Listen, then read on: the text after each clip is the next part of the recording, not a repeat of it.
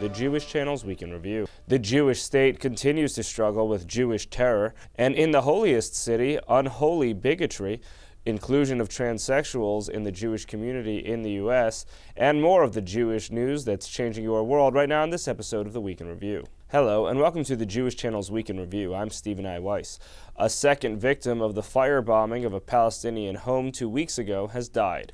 Saad Dawabsheh, a 32-year-old husband and father whose 18-month-old son died in the attack, succumbed to his injuries over the weekend. 2 members of the family remain alive and hospitalized, reportedly in serious condition.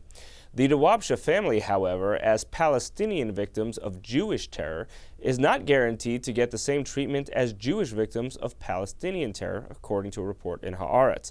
The law in Israel only provides compensation for Jews in Israel and the West Bank, and since 2006, it also covers Israeli Arabs whose injuries, quote, stem from the Israeli-Arab conflict. Palestinians in the West Bank are not covered under the law and have to apply to a committee to be considered a special exception if they want to receive the benefits accorded to Jewish victims of Palestinian terror. Meanwhile, the former head of Israel's internal security service, the Shin Bet, declared in a Facebook post that a rival to Israel is being formed by Jewish settlers in the West Bank.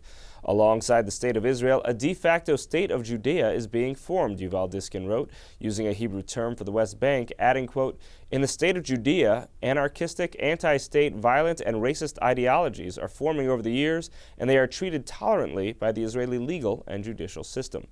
Meanwhile, 9 more individuals have been arrested in the West Bank on suspicion of connection with Jewish terror activities. 2 alleged leaders of the Jewish terrorist organization were placed into administrative detention for 6 months, one of them being Mayor Ettinger, the grandson of the late Rabbi Meir Kahane, who was the first arrest in response to the West Bank arson. And a different kind of intolerant extremism that led to violence recently was the homicidal stabbing of individuals at Jerusalem's Pride Parade 2 weeks ago. In an effort to reveal what it's like to be gay in Jerusalem, Israeli newspaper Yediot Ahronot sent a hidden camera out with a couple of men holding hands as they walked around the holy city. At many points, expletives were shouted at the couple, called dirty gays and gay sons of expletives, among other terms.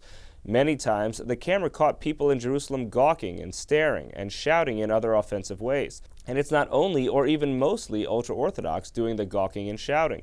Passers-by of many stripes can be seen disapproving and heckling. Moving on with the topic of LGBT inclusion within the Jewish community, Meredith Gansman spoke with transsexual Yeshiva University professor Joy Layden, and here's that story. Celebrity athlete and reality TV star Bruce Jenner's public transition into Caitlyn Jenner has shined a spotlight onto the transgender community. But what is it like to be transgender and Jewish? One of the more prominent transgender Jews, Joy Layden, reflected on her own experience as a trans person in the Jewish community. There's very little about my life right now that I could imagine. I had fantasies of being what I would now call being able to live as myself, but they were magical fantasies. They weren't fantasies of being able to live as an openly trans Jew. They were fantasies of being transformed into a girl or into a woman and then just not having anything else be an issue. Raised as a male in what she describes as a normal Jewish American family in Rochester, New York, she saw her religion as a positive way of being different. God, oddly enough, had a lot in common with me. Like me, God didn't have a body. And like me, God found that to be a tremendous problem in socializing with people. God was kind of an out, proud, disembodied person. And I was a very much closeted and ashamed disembodied person. I made up Judaism in my own image. Layden, living as a man named Jay, was married to a woman for almost 20 years and has 3 children. She began teaching English at Yeshiva University in 2003 before she transitioned. Now living as a woman, Layden still teaches at Yeshiva University. She is the first openly transgender professor at the Orthodox Jewish institution. Layden is the David and Ruth Gottesman Professor of English at Stern College for Women of Yeshiva University. Yes, I think it's uncomfortable for an Orthodox Jewish institution to have an openly transgender employee. Jewish institutions. Yes, not sure they feel like they won the lottery on that one. And I have to say that as difficult as it must be for them. And I know that there were concerns about losing donors and losing families, and for all I know they have. But the dean early on directed everybody to, they said, if anybody's saying anything, tell them to come to me. So I've only been treated with respect by students and by my colleagues. In New York City, for me, Stern has been one of the safest places to be an openly transgender person. Dr. Jeffrey Spiegel, a Massachusetts-based plastic surgeon specializing in facial feminization surgery, described the Jewish ethics of plastic surgery and gender-conforming surgery. Largely, what we're responsible to do as ethical and moral people is to help ease suffering, and it's pretty clear that these procedures do indeed achieve that goal. For more on Joy Layden and being transgender and Jewish, tune into the full broadcast version of the Week in Review. Thank you, Meredith. Finally, this week on Up Close, we're looking at things that end up in unexpected places. 20 years ago, no one thought we'd be able to place a flying weapon across the globe from its pilot and engage in warfare. William Arkin discusses his book, Unmanned: Drones, Data, and the Illusion of Perfect Warfare. And then, when a young German Jewish woman sat for a famous portrait, no one thought it would end up the subject of one of the greatest art disputes in history.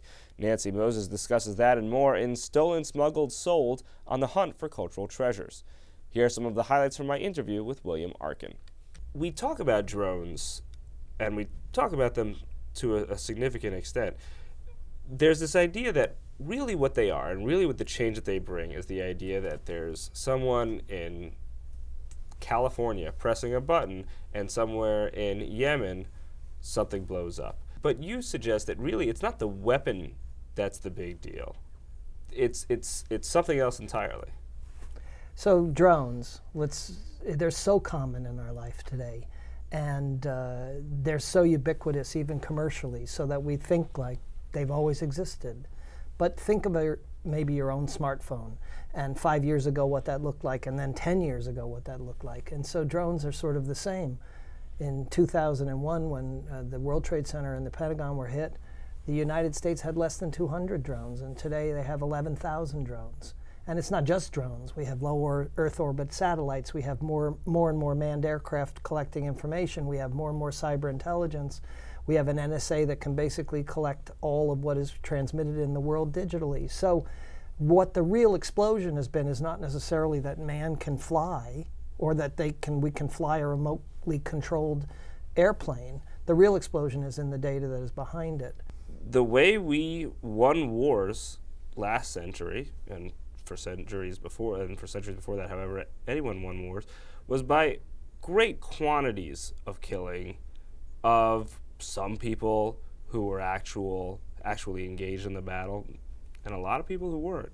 If I trotted out a number right now and said this is how many people have died in warfare since 9/11, the total might be a couple 100,000 people. That's a week in World War II.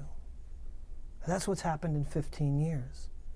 So we've become more humane in the sense that both civilians and the economy of war and civilian protections have grown enormously. Yet we still have not found the sweet spot, if you will, of why you go to war. So again, I'll repeat, why do you go to war? You can see the full episode of Up Close on the Jewish channel on cable. You can also listen to the full audio of Up Close as a podcast available on iTunes or in your favorite podcast player. That's all for this week. From all of us here at the Jewish Channel, be well. The Jewish Channel is available on cable. Time Warner Cable Channel 1640, IOPLING Channel 505, RCN Channel 268, Cox Cable Channel 1, Bright House Channel 330, Verizon Fios Channel 900, and on Comcast on the on-demand menu on premium channels. For more information, visit tjctv.com.